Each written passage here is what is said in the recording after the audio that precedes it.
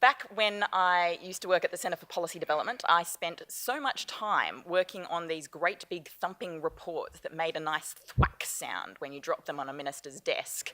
And I have a bit of a confession to make, which is that in the entire 7 years that I spent running the Centre for Policy Development, I have never had more fun working on a great big thumping policy project than on the Homegrown Power Plan. It's a joint project. You might recognise some of the organisations involved in it.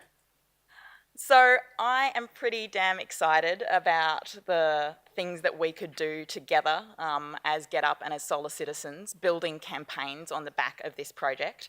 In fact, I'm so excited that I couldn't wait to share some of the highlights from the plan with you, even though it's not actually finished yet.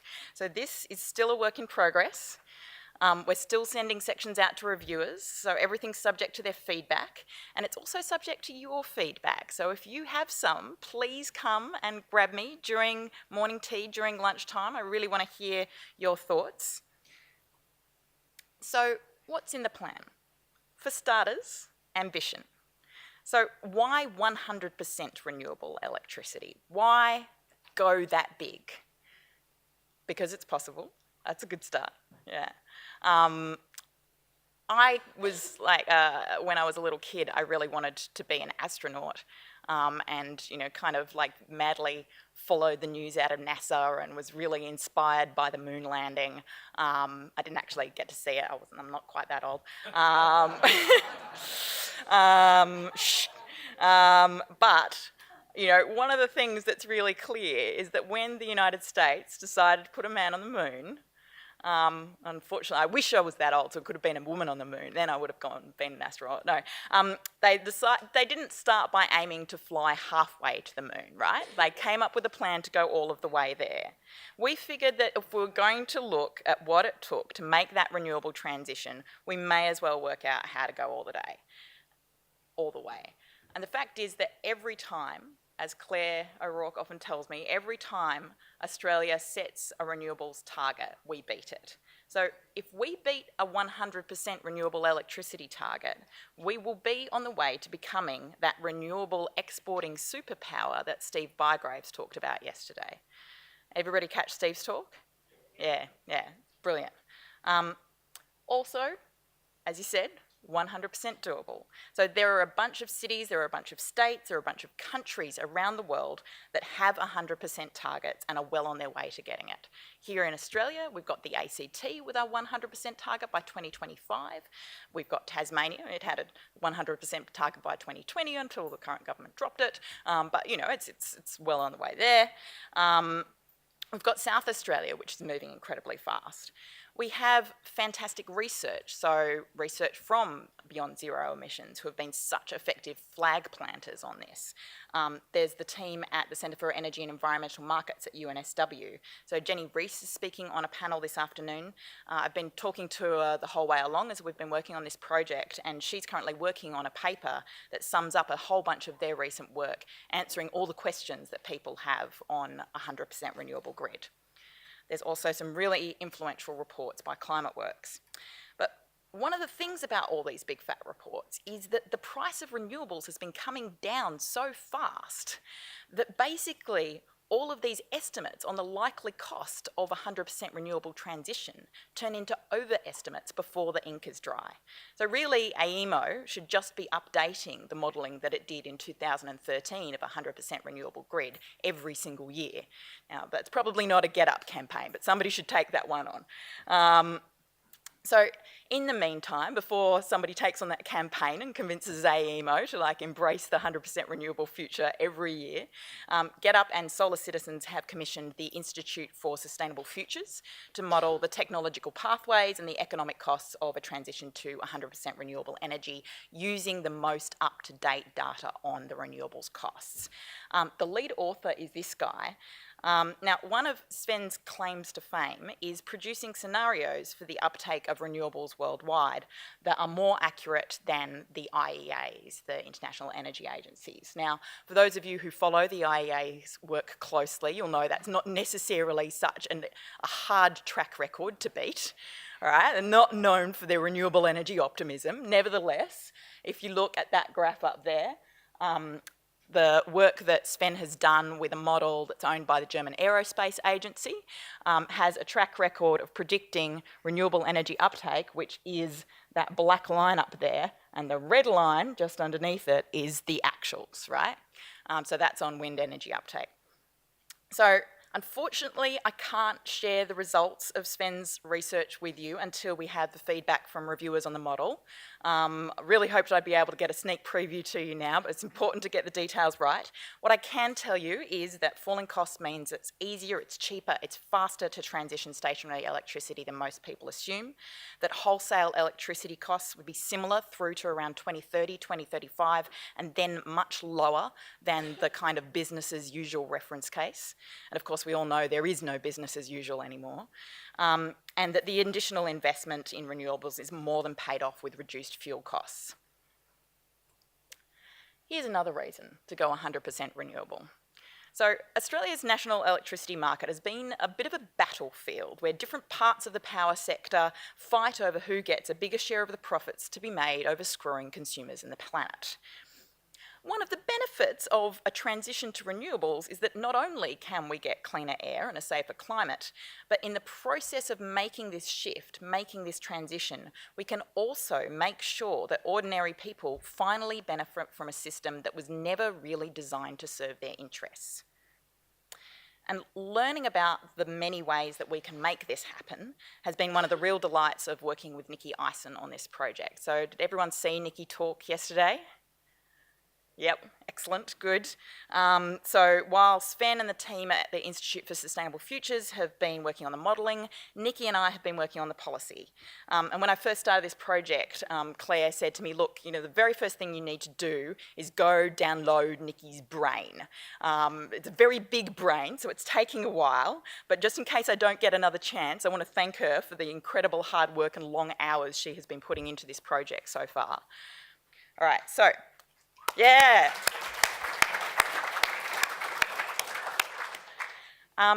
Let's dive right into the top 10 highlights from the homegrown power plan so far. There's a whole lot more than 10 points in this plan, and it was kind of like trying to choose my favourite child when we were having conversations about what would actually make it into this presentation. But let's kick off from the top. 1, we need to repower the country, right? So we need to get a whole lot of big and small renewables built. Pretty straightforward. How do we do it? 1, strengthen the renewable policies that we already have, right? So the renewable energy target, it's the cornerstone of Australia's renewable energy market. It should be strengthened. We need a 2030 RET. We need it to be a hell of a lot bigger than the 2020 RET. We need it to be at least 3 times as big from what we've looked at so far, potentially more. We're still finalising the size of it based on the Institute for Sustainable Futures modelling that Sven's working on. We also need the market attached to the existing RET to extend further so that the incentive to invest remains consistent over time. Now, this might seem like a bit of a brave thing to push for in yes minister language in the wake of the total shitstorm that we have just been through defending the existing renewable energy target. The fact is that this policy is popular. A majority of Australians support it, including a majority of coalition voters. Malcolm Turnbull hasn't actually made any promises that rule out a bigger 2030 RET. This means that the only thing that is standing in our way is the fossil fuel lobby and their friends in Parliament.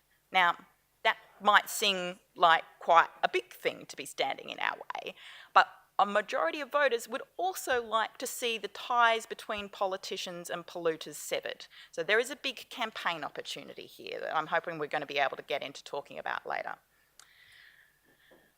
Other existing renewables policies? Well, there's ARENA, there's the CEFC. That's a picture of the greatest minister in the world cutting a ribbon on a solar farm funded by ARENA.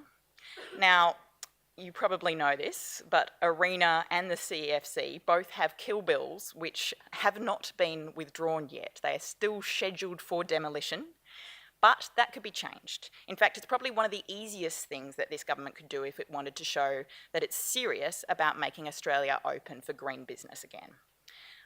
While they're at it, they could go a little further. So let's push them to add a microfinance division to the CEFC, so that more people can get in and benefit from the loans that it's making. and let's push them to refund ARENA at least back to its original level. Ask number 2. So we need to get a bunch of big stuff built. We also need to get the right stuff built in the right places. The renewable energy target as a market mechanism is a really great tool for getting today's cheapest renewable technologies built in today's cheapest locations.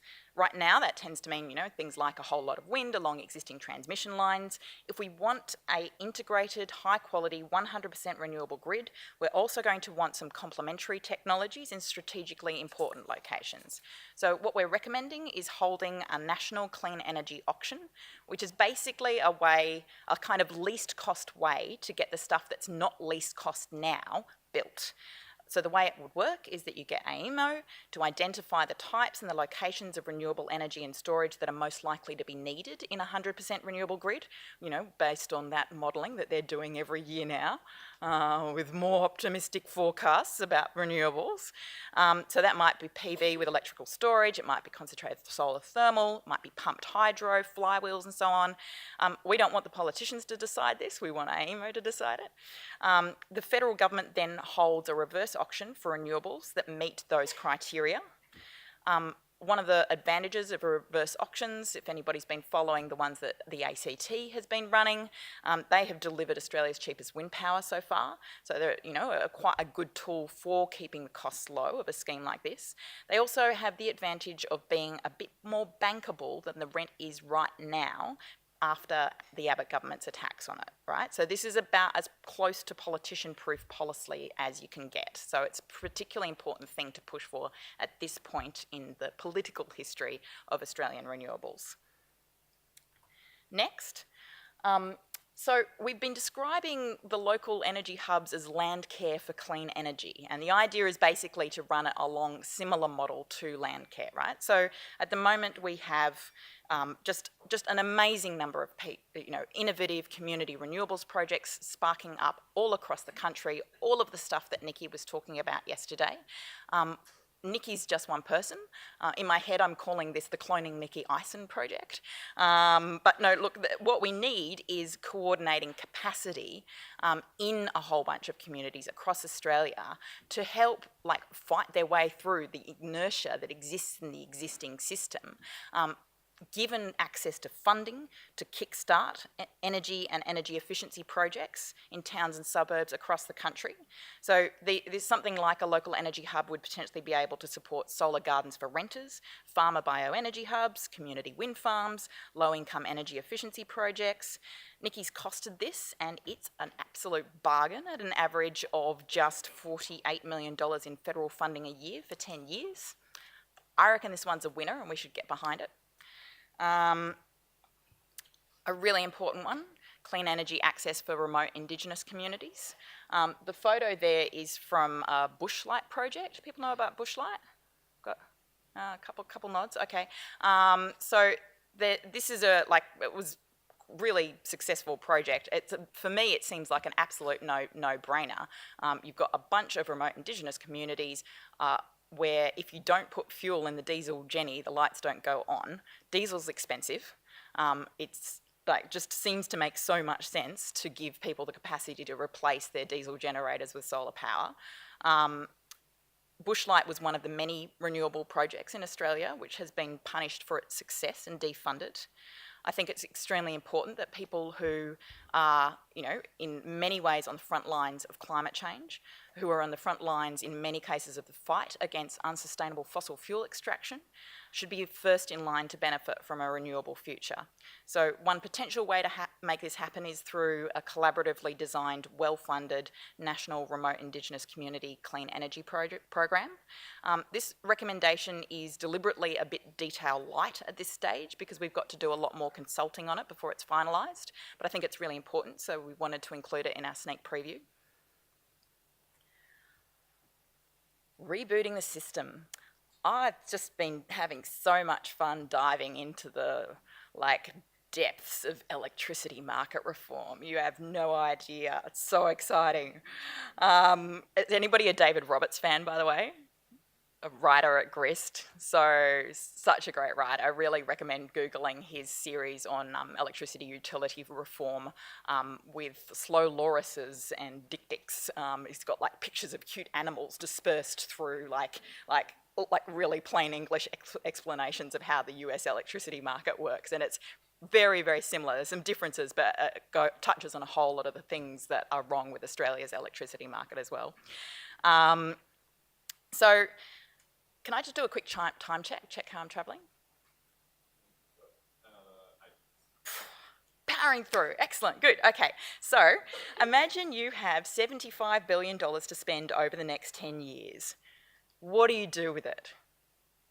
Maybe build some schools, build some hospitals, some train lines, pay a bit extra off the mortgage. Maybe you blow it all on fast cars and fast women or men, right?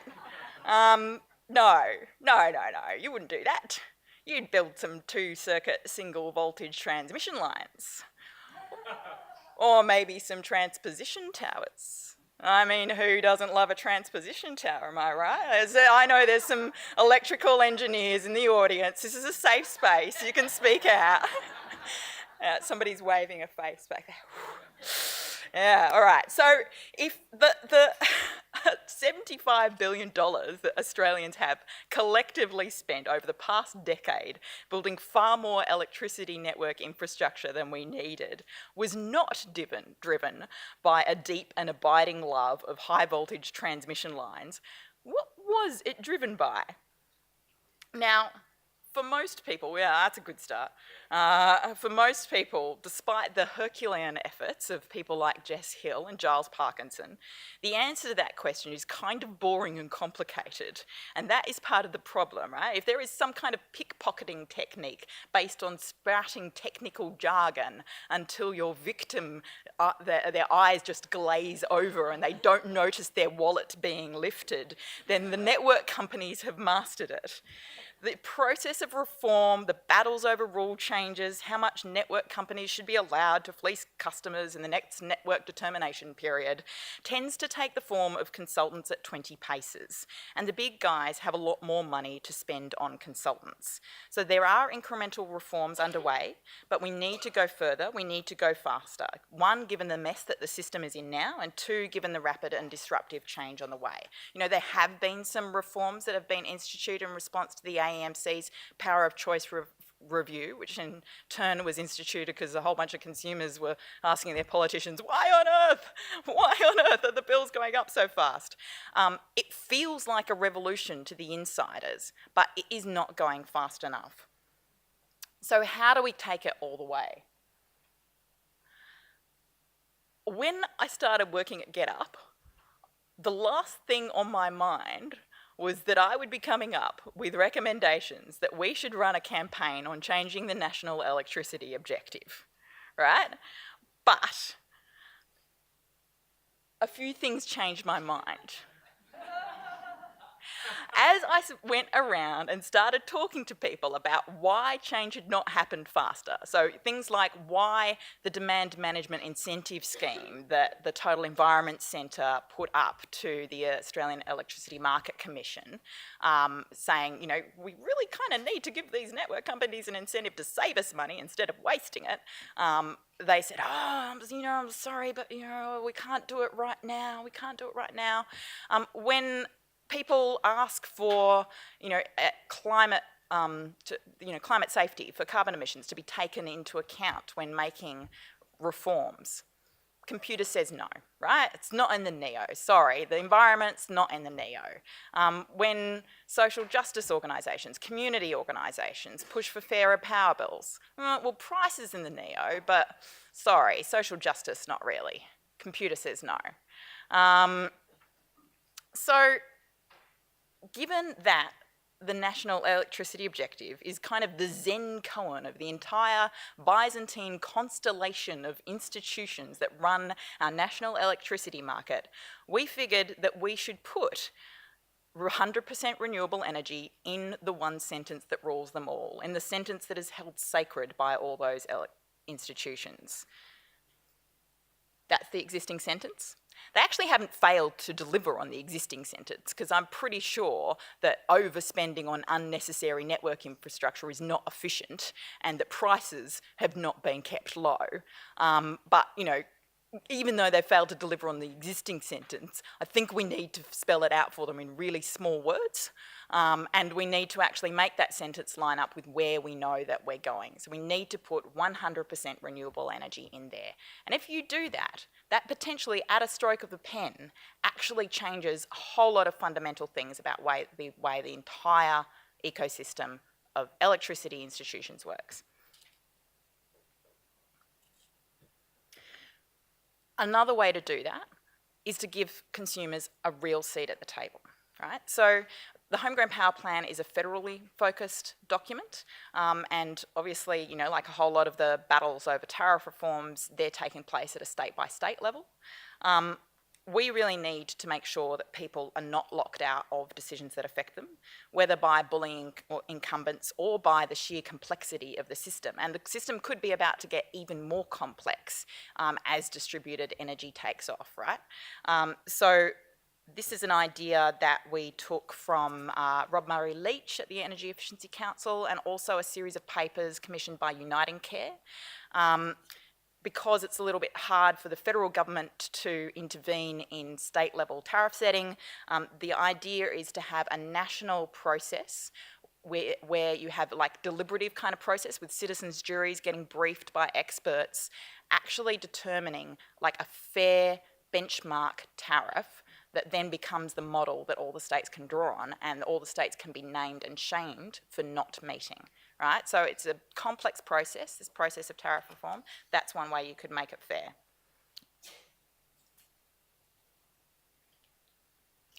Here's another thing the federal government could do. That'd be nice, eh? So we know that rooftop solar creates a huge range of technical, economic, social, environmental benefits.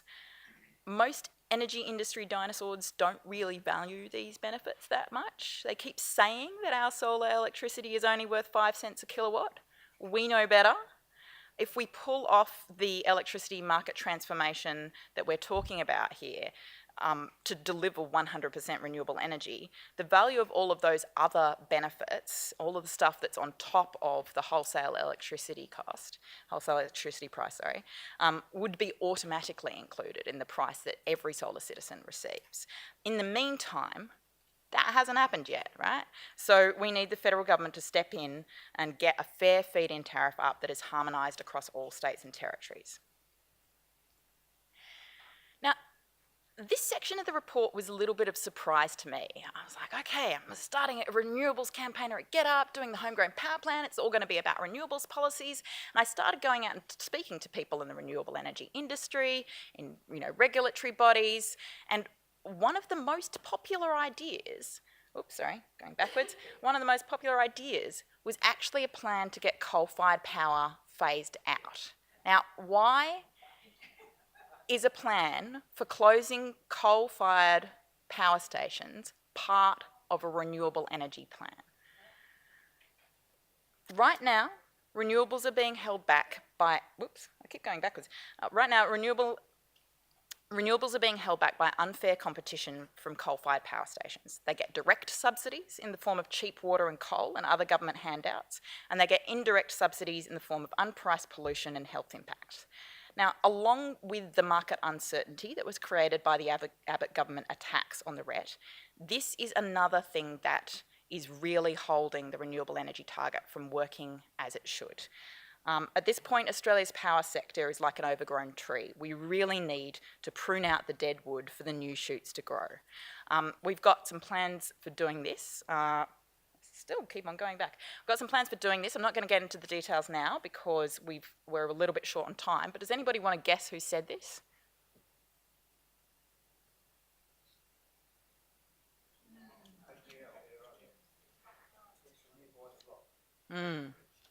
So it's interesting. I mean, this is one of those things that the existing coal-fired power station owners actually recognise. The government needs to step in and make this happen. One of the things that's going to be really important through this process, we have already seen coal-fired power stations shut down like in a completely unexpected way, without a clear plan for the rehabilitation of the site, without a plan for a just, fair transition for the workers there.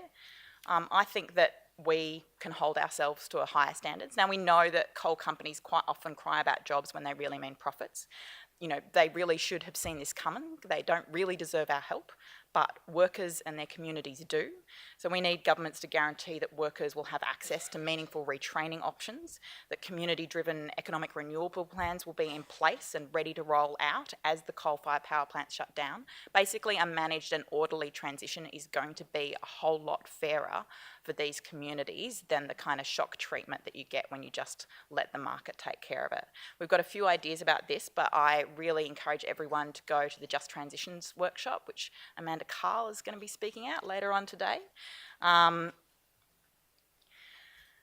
This one's also a no-brainer. So some of you might have noticed the federal government a little bit strapped for cash. So they must have gone through like every possible option to save money, right? Right? Well, they seem to have missed a bit, a kind of multi-billion-dollar bit. If we ditch the tax incentives and the handouts that prop up the dirtiest fuels and the most inefficient technologies, we can free up much-needed revenue and we can tilt the economic playing field towards sustainability.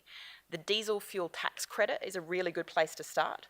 So Matt Rose, who's the in-house economist at the Australian Conservation Foundation, has calculated that by capping diesel fuel rebates at $20,000 per claim, we could deliver a federal budget saving of $15 billion over the next 4 years. Now, that's a lot of money for national clean energy auctions. That's a lot of money for Landcare for clean energy. This would incentivise the big mining companies to save energy and invest in cleaner alternatives, but it would also ensure that the rebate is still available to farmers.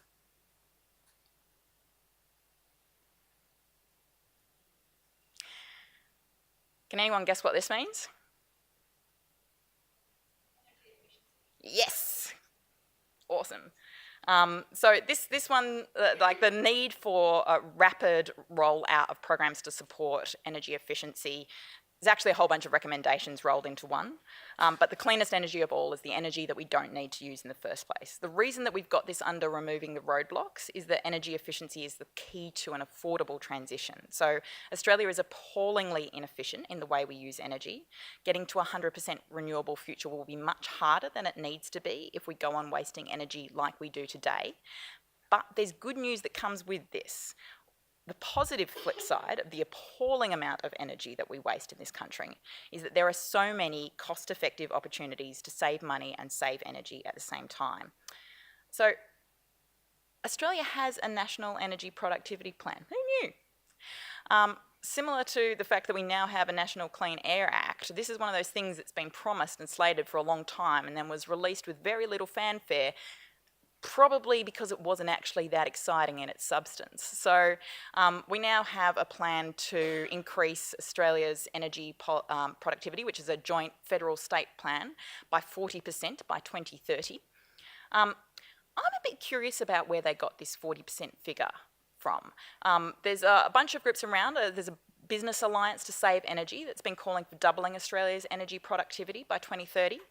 There's modelling by Climateworks that show that we could double Australia's energy productivity by 2030. There's a whole bunch of things that show that that's really doable. And in the document announcing the National Electricity Productivity, so our National Energy Productivity Plan, they put up this fantastic graph which shows all of the cost-effective energy savings that could be made. So these are just things that pay back more than they cost, all of the things on that graph on the left there. And then they just say, you know what, we're just going to recommend a little bit over half of those things. Why not go all the way? Kind of seems to make sense, right? You know, there are so many ways that we can encourage a whole range of actors to find the millions, in some cases $1 billion of spare change that are just kind of hidden down the back of the couch. We had an Energy Efficiency Opportunities Act. It was working amazingly well. It was delivering hundreds of millions of dollars in savings, and it was eliminated by the Abbott government to save $17 million in compliance costs, right? $17 million versus hundreds of millions. So we need something like that. There's a whole bunch of other stuff we need, but it's time for me to wrap up. with one other bit of good news. Most of the things that we can do to get to 100% renewable energy are not only necessary, they're not only possible, they're also going to make life nicer, right? So just the energy efficiency example, most of what it takes to do that are things that have a whole lot of co-benefits. So we would be living in more comfortable homes. Like, let's put an end to the era of Australian building standards that, you know, basically build kind of leaky tents for us to live in as permanent constructions. You know, let's have more natural light in offices. Let's have cleaner air in cities. Let's have more accessible public transport. Let's have less time spent in traffic. There's so many co-benefits to getting to 100% renewable energy. I'm going to cut myself off there. One more guess whose quote?